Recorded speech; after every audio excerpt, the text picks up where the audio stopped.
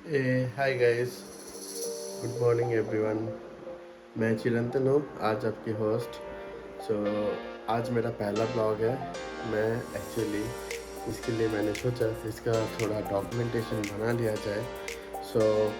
इसको करने से ये हेल्पफुल रहेगा मेरा जर्नी एक्सपीरियंस आप लोगों के साथ शेयर करने के लिए। ये मेरा पहला ब्लॉग है। तो मैं आज ड्राइव कर रहा हूँ बैंगलोर से Kolkata non stop one man army with all of you guys. मेरा राइडिंग एक्सपीरियंस, रोड कंडीशंस कैसा रहेगा ये जर्नी, क्योंकि नॉन स्टॉप होने वाला है। मैं अकेला, मेरा फैमिली ऑलरेडी कोलकाता में है, तो मैं उन लोगों के साथ टाइम स्पेंड करने के लिए मैं जा रहा हूँ और वापस में उन लोगों को लेके आऊँगा। तो ये मेरा स्टोरी है। Hope you guys like it. So let's enjoy and the journey start beginning. तो अभी सवेरा हुआ है एंड मैं अभी अपना जर्नी स्टार्ट कर रहा हूँ। ये मेरा बालकनी से व्यू है। Now it's morning 6 AM.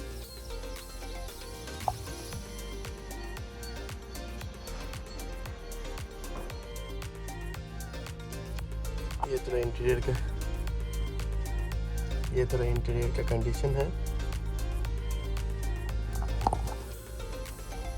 तो मैंने इधर कैरावन के जैसे गाड़ी है, तो मिडिल और पीछे का सीट मैंने फ्लिप कर दिया और ये साइज़ का मेरा एक मैट्रेस था, तो उसको मैंने इधर डाल दिया और बाकी का सामान इधर ही मैंने डाला है।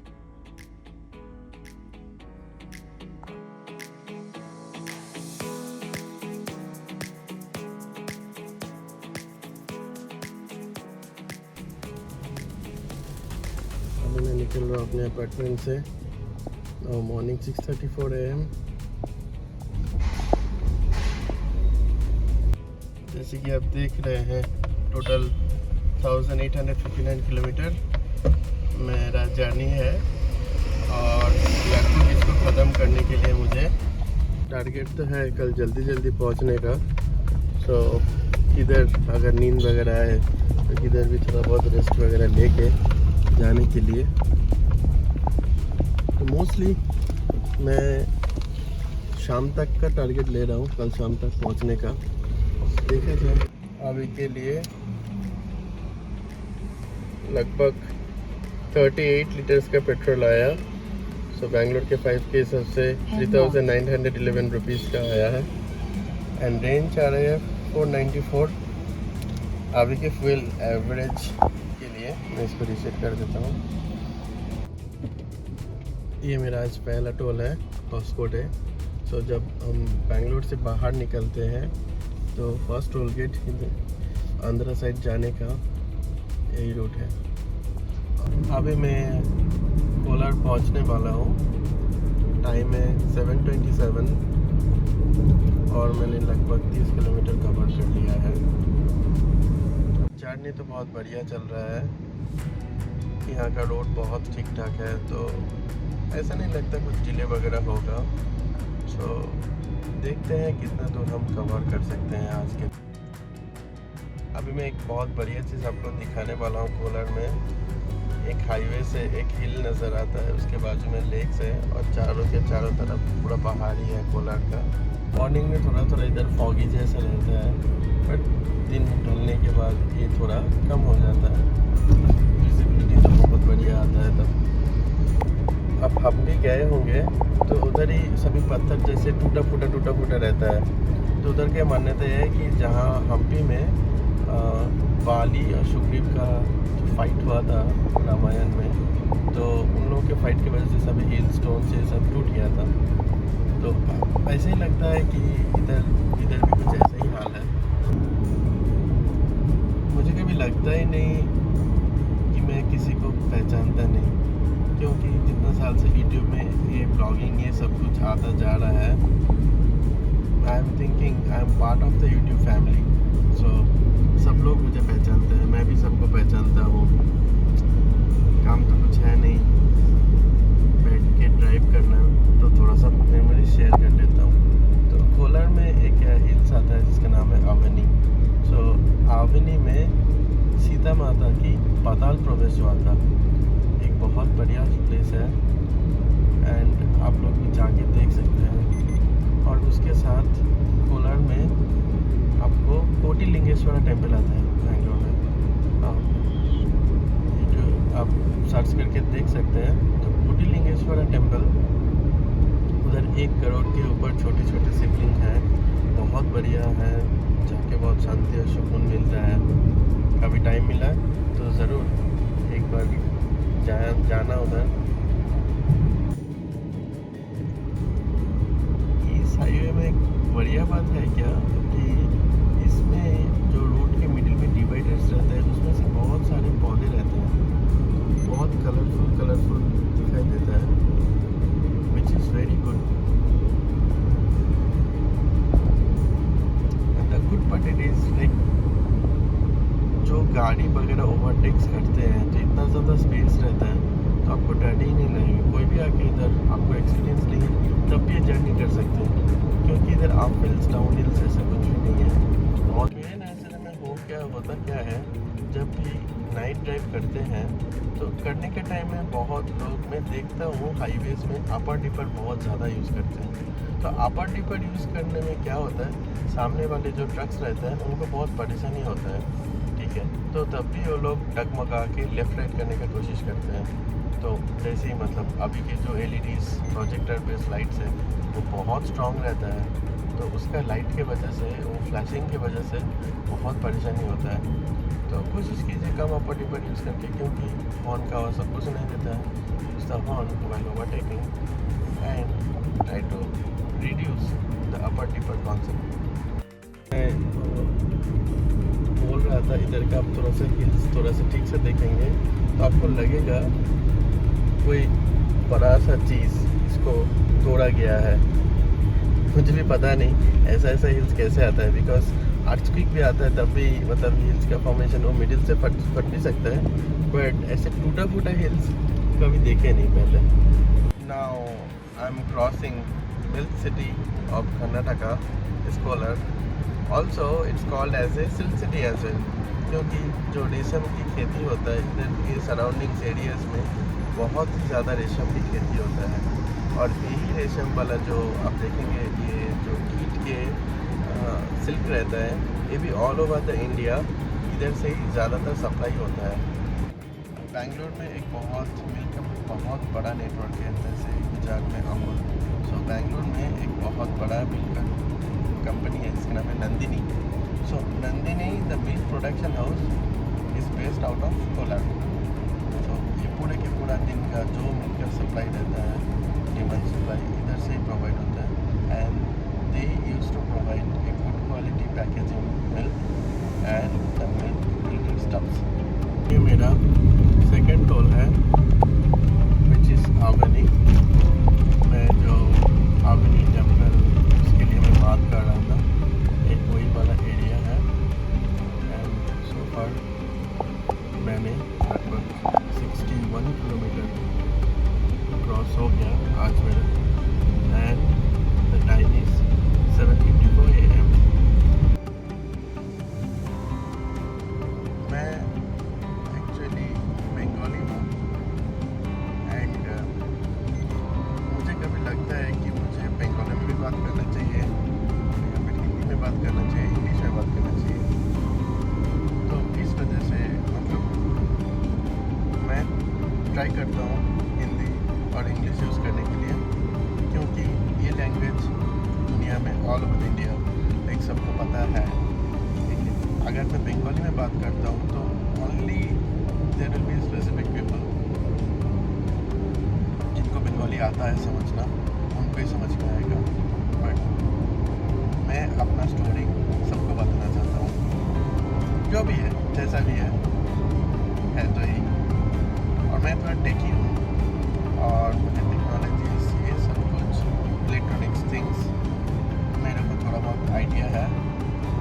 और most of the time I will try to finish my work by myself, क्योंकि मैं किसी और के ऊपर डिपेंडेंट रहना पसंद नहीं करता हूँ। ये ऐसे करने से डिले होता है प्रोसेस में। तो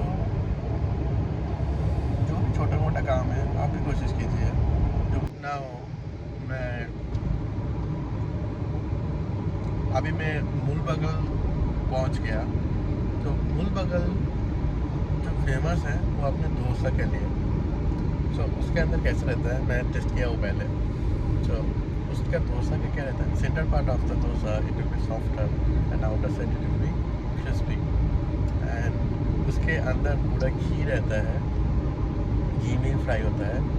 और उस डोसे के जो क्रिस्पीनेस है वो बहुत बढ़िया लगता है और साइज में बहुत छोटा रहता है।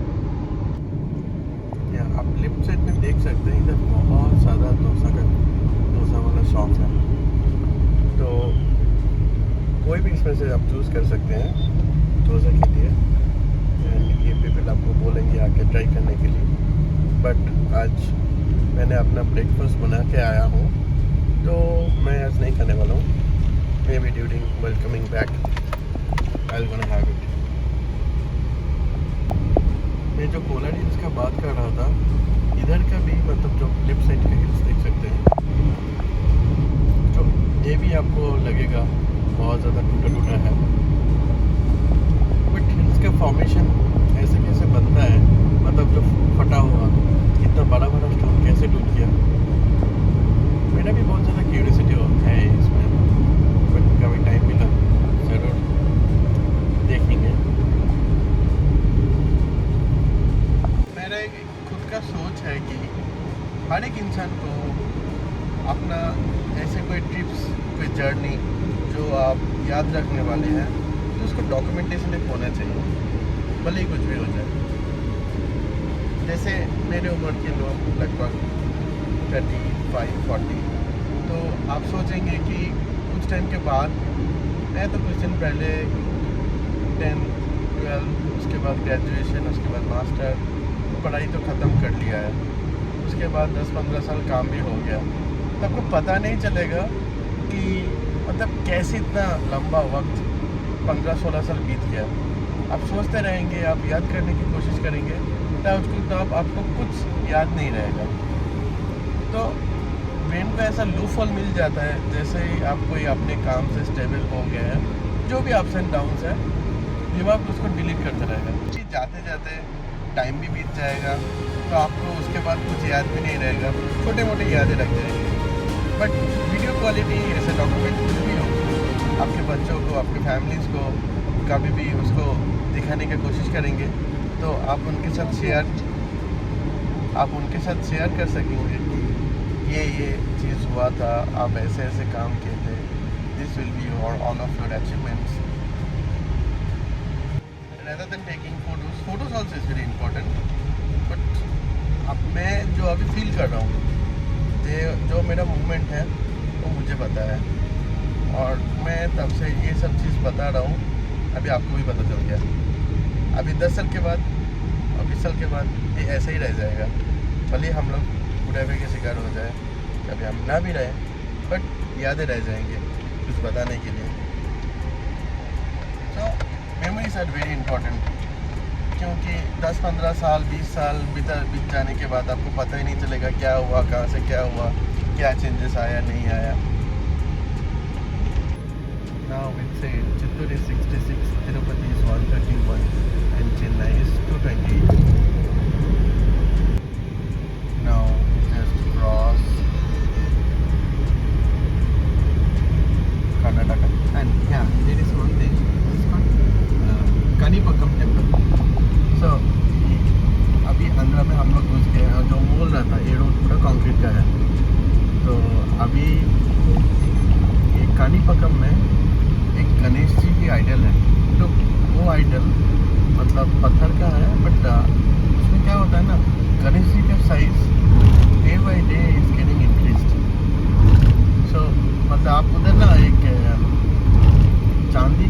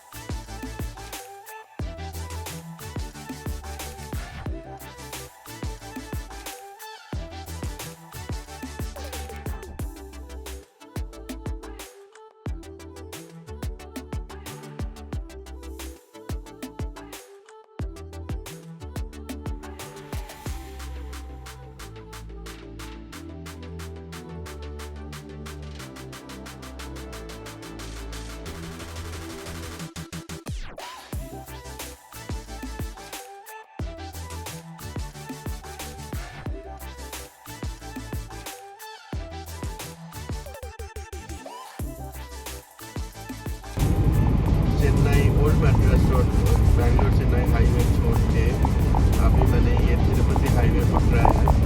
तो ये चित्तूर से नायडूपेटा तक है। उसके बाद हम लोग NH16 ले लेंगे जो चेन्नई टू कोलकाता जो मेन हाईवे एक्सप्रेस लाइन है। तो हम उसको लेंगे, बट उसको जाते जाते फिर भी और 100 किलोमीटर के ऊपर भी बाकी रहेगा। सो अभी I am close to Tirupati and most of it like within 60 kilometre I will reach Tirupati. And ये जो रास्ता है 6 लेन है और बहुत मज़ेदार है क्योंकि इसमें आपको ट्रैफिक नहीं आएगा, कुछ ऑब्स्टिकल्स नहीं है, आप आराम से इस रोड पे ड्राइव कर सकते हैं। दोनों साइड में आपको हिल एरिया है। बट लगभग 6-7 साल पहले ये रोड ऐसा नहीं था, ये सिंगल लेन रोड था और उसमें मतलब दोनों साइड से गाड़ी वगैरह आते हैं और इट वेरी कंजस्टेड। तो उस टाइम पे मेरे को अभी भी याद है कि मैंने एक गांव वाला रोड लिया था।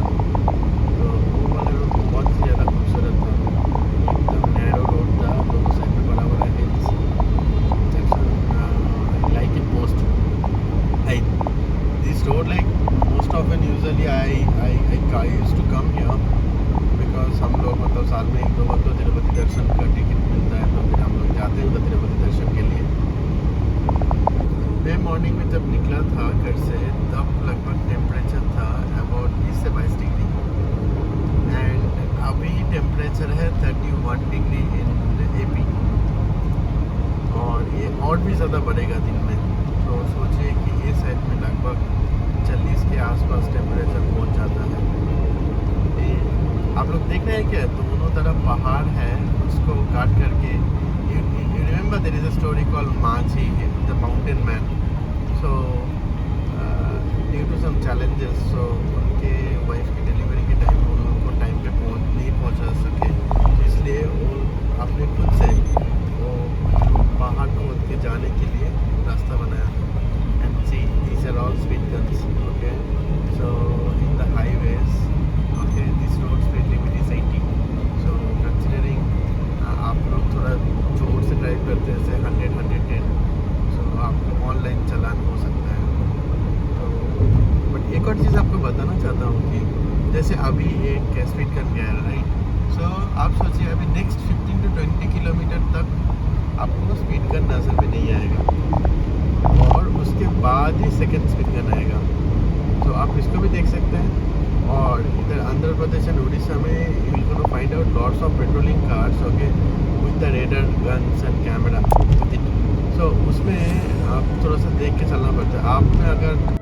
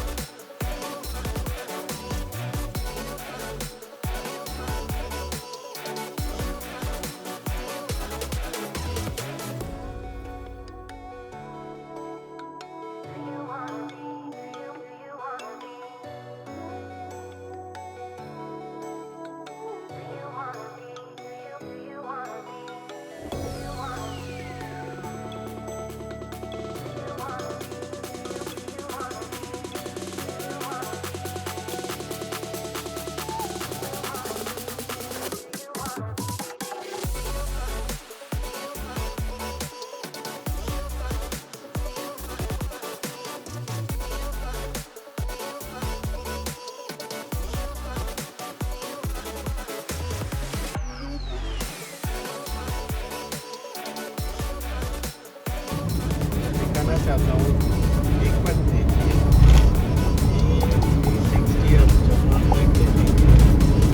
पूरा पहाड़, ऊंचा पहाड़। और आपको पता नहीं कैमरे के इसमें से दिखेगा कि नहीं, you can see the blue hills. I don't know how come, maybe this is like foggy weather के लिए या फिर विजिबिलिटी के लिए ऐसा आ रहा है सनलाइट की वजह से, बट पूरा ब्लू ब्लू दिखाई दे रहा है।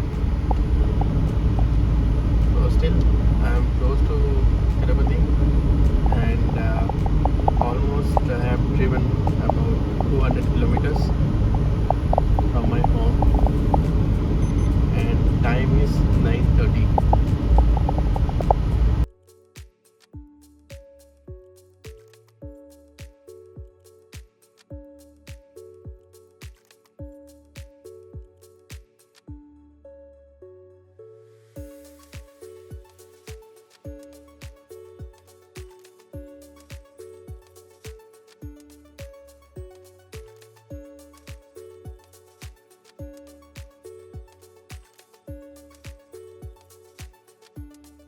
और अगर आपको रूट ज़्यादा कवर करना है, फर्स्ट ऑफ इट आप एक गूगल मैप सेट कर लीजिए जहाँ पे आपको जाने का अप्रॉक्सीमेट टाइमिंग नज़र में आ जाएगा। एंड उसके साथ आप थोड़ा सा मतलब हाथ के सामने थोड़ा पानी, कुछ चिंगम्स या कुछ स्नैक्स अपने पास रख दीजिए। जब भी कुछ भूख लगे तो आप तुरंत उसको खाते जाए, ठीक है। कुछ तो एक्टिविटी करना पड़ेगा, या फिर गाना गाएं गाने के साथ, या फिर इन्जॉय कीजिए। जैसे मैं आप लोगों के साथ बात कर रहा हूँ, ये मुझे बहुत मज़ा आ रहा है, क्योंकि अभी जो फीलिंग्स है वो अभी है, बाद में क्या चेंज हो जाएगा उसका कुछ भरोसा नहीं। जो है उस सिचुएशन को, उस टाइम को लेट्स एंजॉय इट, सही ना। और इतने खूबसूरत रास्ते, बट एक बात तो है, लास्ट कुछ सालों में हम लोगों का इंडिया का जो नेशनल हाईवेज़ है वो बहुत ज़्यादा डेवलप हो चुका है। अभी वो पहले जैसा हाईवेज़ नहीं रहा।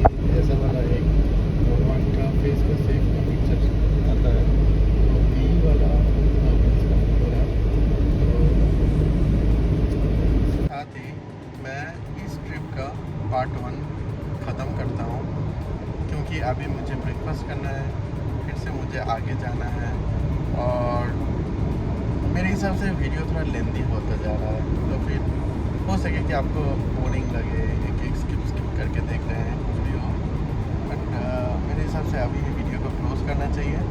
एंड मैं एक बात बोलना चाहता हूँ कि हाईवेज में maintain the speed of 90-100, that's it. Don't do the over speeding. Speeding is kills but it kills to.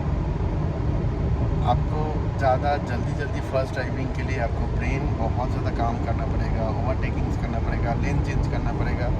क्यों भाई इतना मेहनत करना है? पहुँचेंगे आप ही नहीं तो 10 मिनट बाद पहुँचेंगे तो ज़रूर, सही ना? तो इसमें से जल्दी जाने का फ़ायदा ही क्या है? प्लेस तो चेंज नहीं होने वाला है। थोड़ा सा सेफ्टी डिस्टेंस मेंटेन करके चलाएंगे तो आपके लिए भी अच्छा है, आपके पीछे जो वाले हैं उनके लिए भी अच्छा है। और ऑब्वियसली कोई भी पीछे से जोर से आ रहा है, आपको नज़र में आया मिनट्स में, तो ज़रूर उनको साइड दे दीजिए, क्योंकि उनको जाना जल्दी है, हमको तो जाना जल्दी नहीं है। मैं तो घर पहुंचने वाला हूँ कभी, अभी नहीं तो 1 घंटे बाद लेट पहुँचाऊँगा। मैं उसी उम्मीद से निकल चुका हूँ, तो फिर जाना तो है सबको, बट जोर से जाने का कुछ फ़ायदा नहीं। Until unless it is like a 3-lane high speed, and where you have your permits the speed limit, and most of the Indian highways are made with 80 to 100, not more than that. इसके साथ मैं एक और खूबसूरत नज़र आपको दिखाता हूँ।